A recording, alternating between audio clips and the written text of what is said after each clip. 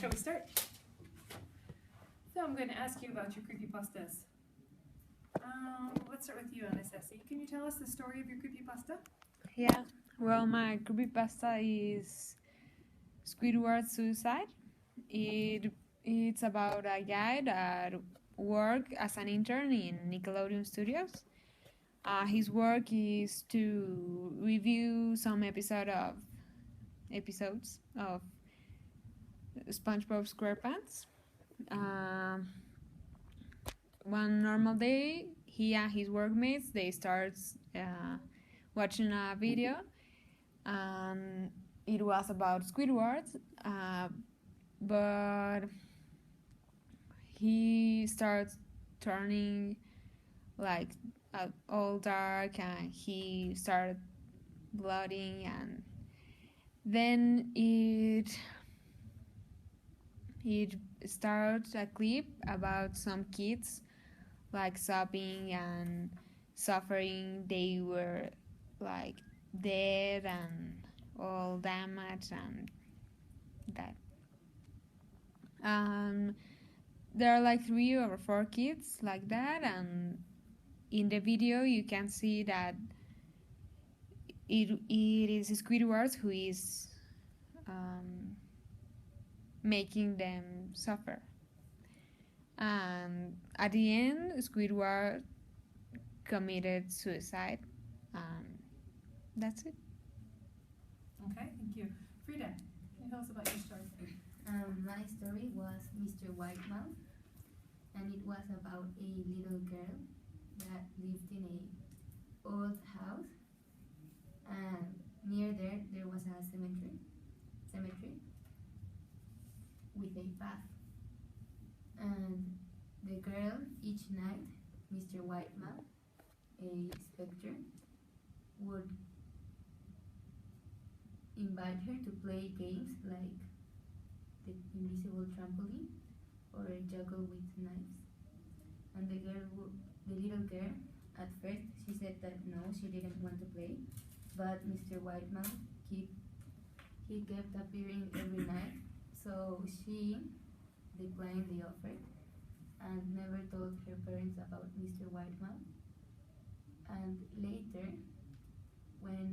later her family and the little girl moved to Pennsylvania, and like when she's 20 years old, she goes back to the old house, and she heard a story where Mr. Whitemouth was a specter who would tell the same things to the other kids that he told to her. But the other kids who jumped they committed suicide because they jumped from the window, or they would die because of the knives. And Mr. Whitemouth took the little girl to the path near the cemetery, and he told her that it was a cemetery full of his victims, the little kids. Okay, Fernando, your story.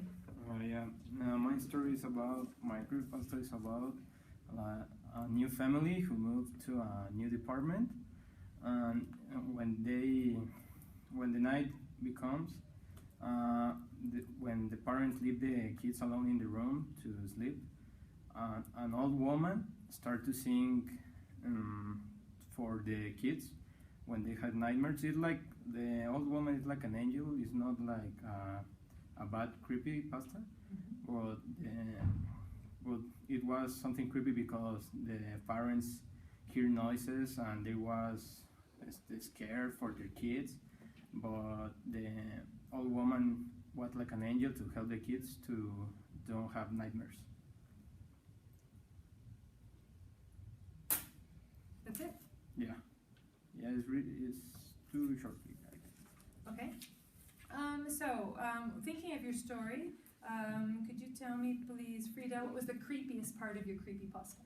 The creepiest part from my creepypasta was when Mr. Whitemouth took the little girl through the path, and she discovered that there was a cemetery, and it was full of little kids who died because of him.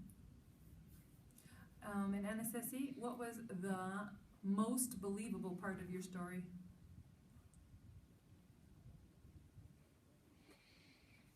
Mm, I think that the scenes where you can see the kids, like, the, Oh, you can actually see the kids? well, they, I think, yeah, the Okay. kids. And what was the least believable part of your story? The least believable, the person singing in the house. Which was the ghost? Yes. Yeah, it could be a person singing it outside of the house, and they just scare about it. Okay. All right. Now I'd like the three of you to talk about whether you like creepypastas and ghost stories or not, and why. Among yourselves. I do like creepypastas and ghost stories because my favorite like emotion is like being scared because you are like so afraid of something that it makes you shake or other stuff. I like the ones that are more real, or like the one that he told. But I don't like the ones that are so fake, like mine, that is about Squidwards. I don't like it.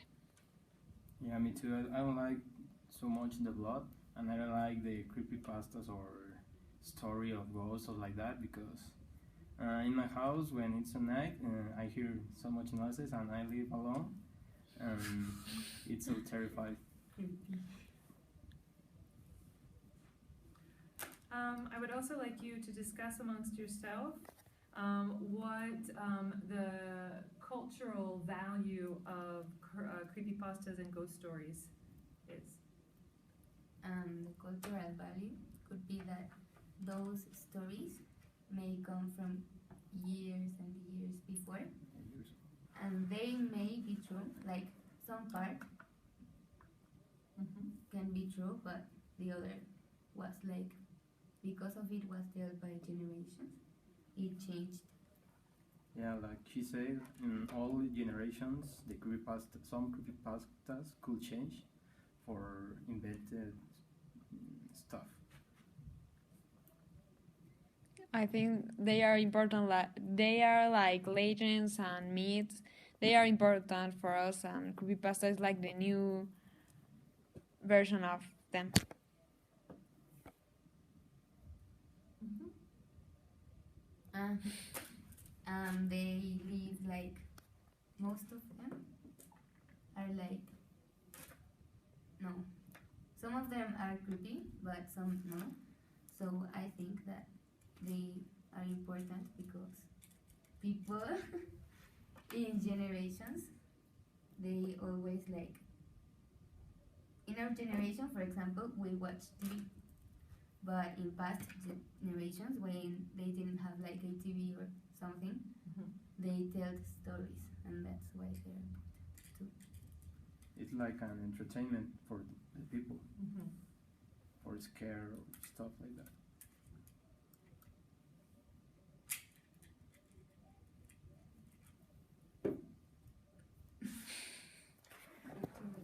Okay. Thank you very much, guys. We're done. Yes, you've done. You can send